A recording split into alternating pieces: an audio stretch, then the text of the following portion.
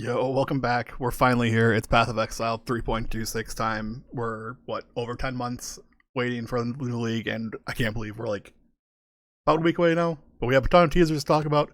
That's what we're going to do today. So before I jump into it, if you like doing a favor, click the like, subscribe, comment down below. Let me know what you're looking forward to in 3.26. Also, check out the Twitch link down below. We'll be doing some practice runs, talking about builds. I'm still trying to figure out a league starter, waiting for patch notes, which was tomorrow. Less than 24 hours from now, we'll have patch notes. We'll be going over those live on stream as well.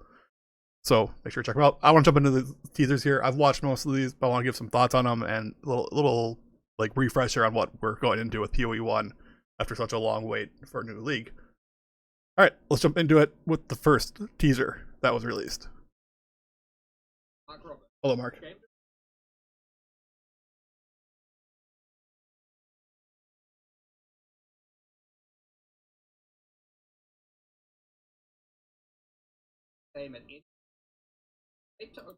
So obviously the pause feature, this is just a huge take from Path of Exile 2. It was really, really well received. I think the only people who didn't like the pause feature was speedrunners, because it's going to slow you down because you can't like assign skills. Like I think you're going to say it here, but if you bring up the skill menu, you also will not be able to move. Essentially pauses the game. Yep. Pause during disconnect's nice.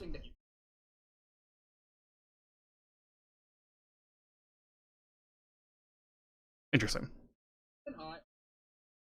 Okay, so that is a little bit different. So if you can't pause it in league stuff that are like big bosses, I think you can do this in POE 2. I know you can do this in POE 2. You can pretty much pause whenever you want. So they're putting a debuff in for Path of Exile 1 where you can't do that.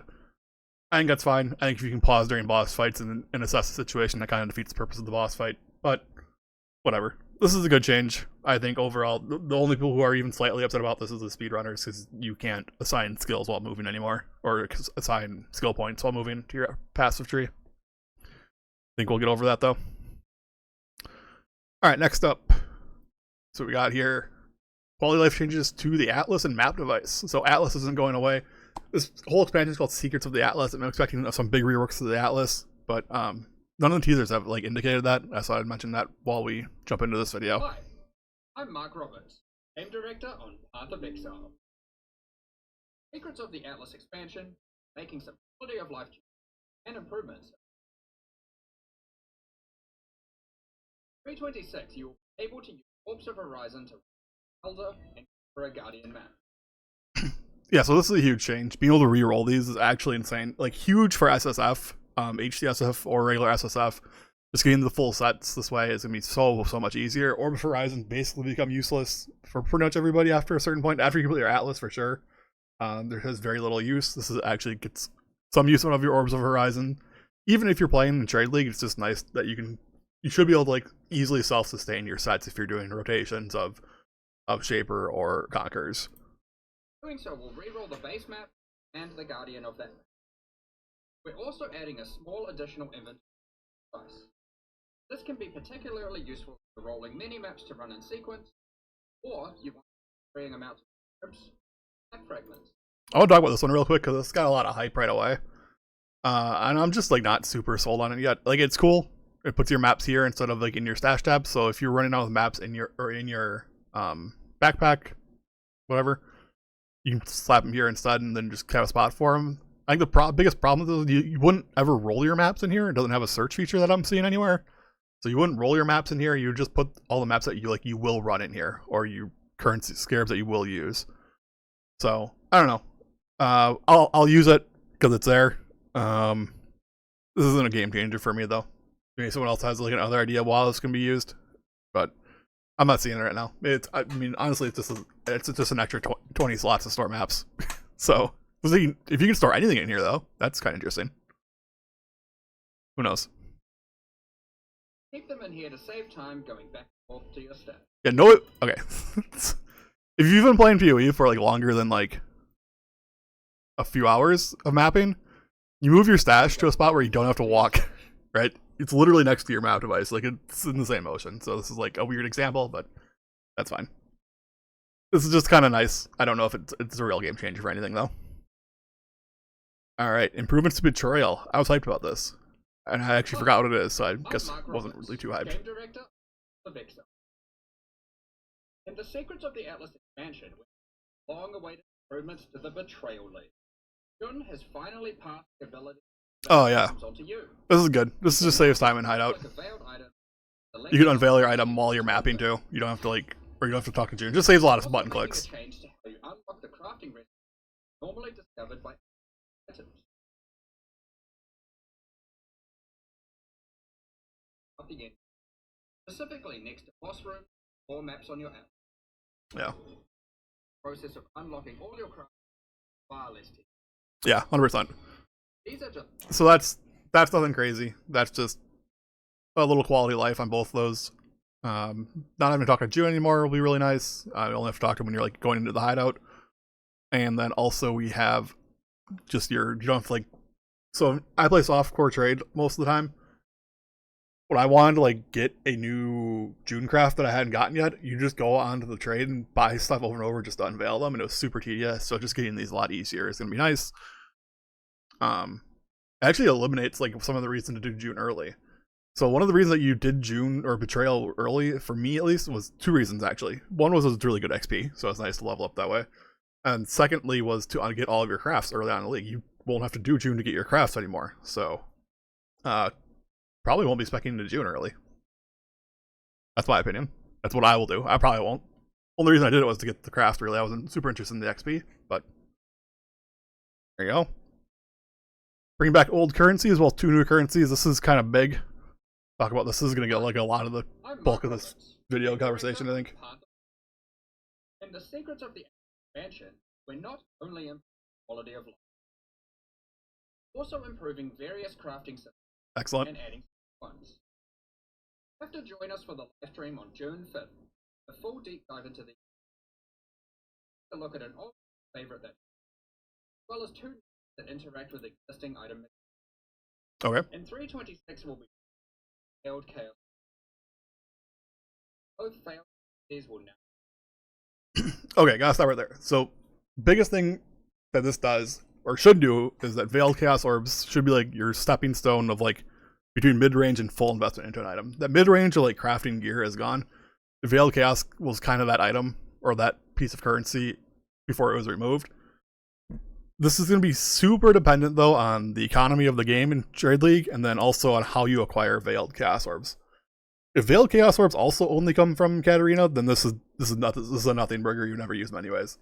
The way Veiled Chaos Orbs act the same way they used to, where they were just like random drops throughout the league, then they're still good. They still serve their same purpose, and it's perfect. So as long as there was no change to how you acquire Veiled Chaos Orbs, this is very good.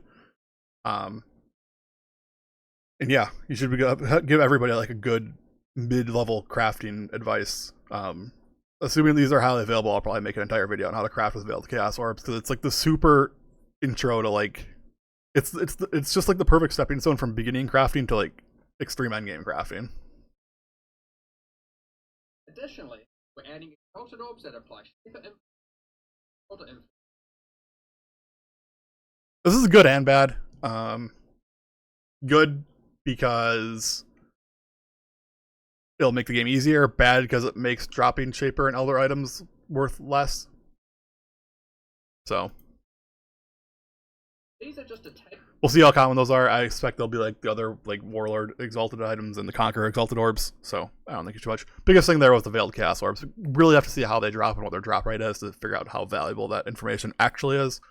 So I'll hold my judgment on that. But if it's exactly the way it was before it was removed from the game, big plus to the game. Big plus to mid-game crafting. Big plus to every single character in the game as far as getting off the ground earlier.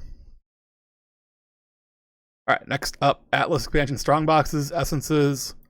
This is kind of nice. This is, again, taken from POE too. Hi. So I won't spend too much time on it.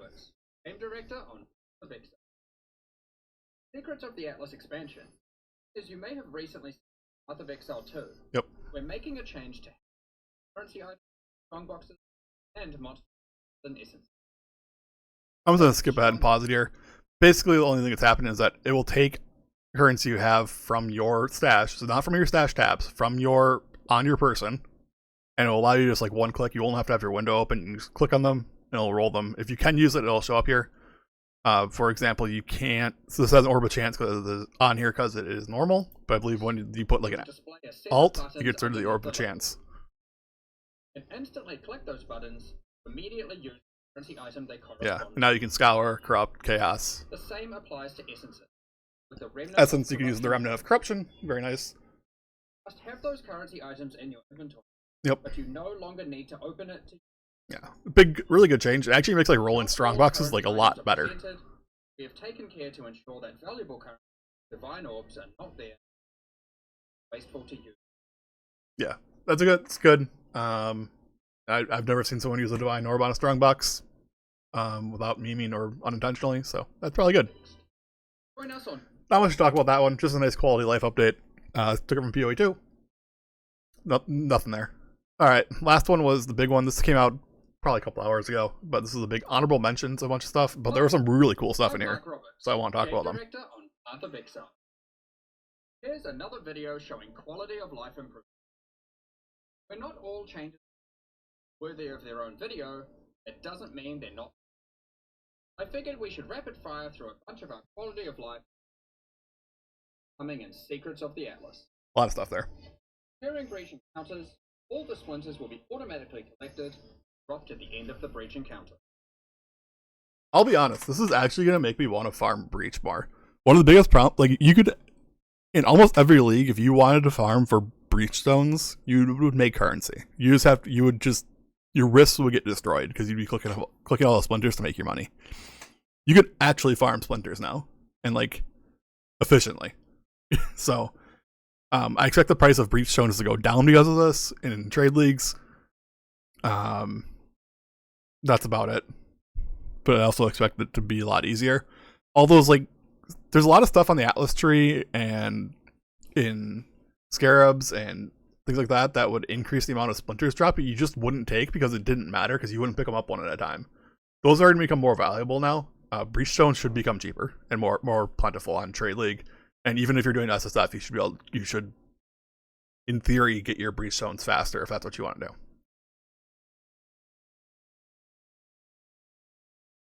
On gamepads, we have separated the targeting of monsters on monsters. I'm going to skip this part. I don't use a gamepad. This is probably a good change if you do use a gamepad.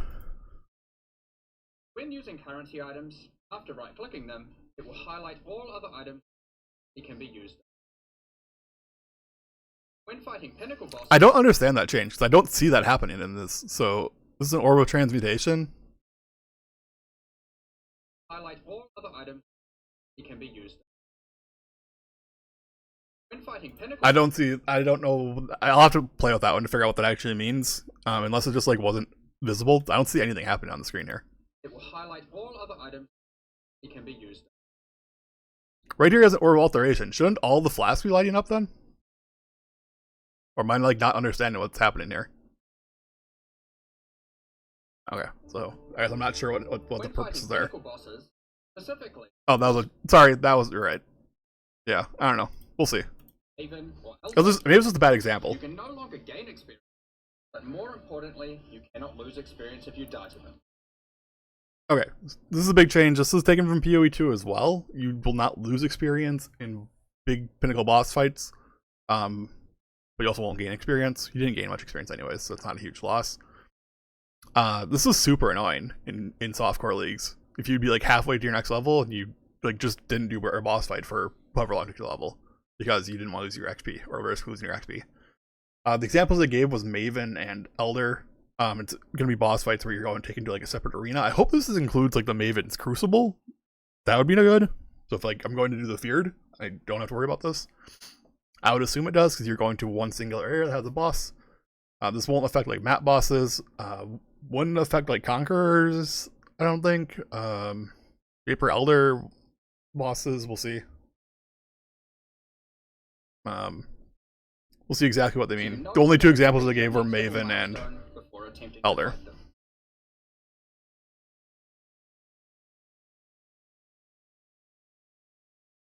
Vendor windows will now remember your last search. This is nice for and is remembered on a per NPC basis. For like the first few levels of the game. You can put your Rajak string in and go. You can type in the search field has also been increased. This is actually huge. One of the biggest problems in POE Especially if they don't make any changes to the way T17 maps work and they're still like the go-to farm content. Basically, the problem that was happening was that T17 regexes were getting so long, people would have like 3 of them stored. And you had to copy and paste 3 of your regexes and filter out your items, or you filter out your maps for ones that you could run. So hopefully this solves the problem. For those who are in large guilds, now hide offline members. Doesn't affect me at all, but that's cool, I guess. Subsequent visits to the rogue harbor no longer require a rogue marker to be. You can simply access it waypoint string. Okay, this is bigger quality of life now. If you don't need to use the rogue marker, don't put it in my inventory. You treat it like gold, or have it go somewhere else. You end up with like 100,000 of them. All right, so that's all the teasers in Path of Exile, Secret of the Atlas. My thoughts on them. I'm super excited for the reveal trailer tomorrow. I'll not be screaming that live, but I'll be on later to do patch notes, look over the trailer, start thinking build ideas. It's been almost over 10 months. I want to play a minion build because minions in PoE 2 were just like horrendous after the last patch, and I actually like minions a lot more in PoE 1, so that's probably what I'm going to do. But I have some other ideas as well, and I want to get patch notes to really confirm everything, see where we're at, see how everything shakes out, just get a feel for what the league mechanic's going to be. I'm actually not expecting like a huge league mechanic, but I'm expecting like a huge overhaul of some of the Atlas stuff at the end of the game. Zana's return, allegedly. We'll see what happens. Anyways, that's what I got. Comment down below what you think you're excited about for 3.26, or what build you might be looking forward to, trying to dodge some nerfs on patch notes. And like, comment, subscribe, check out Twitch. Alright, thanks. See you next time.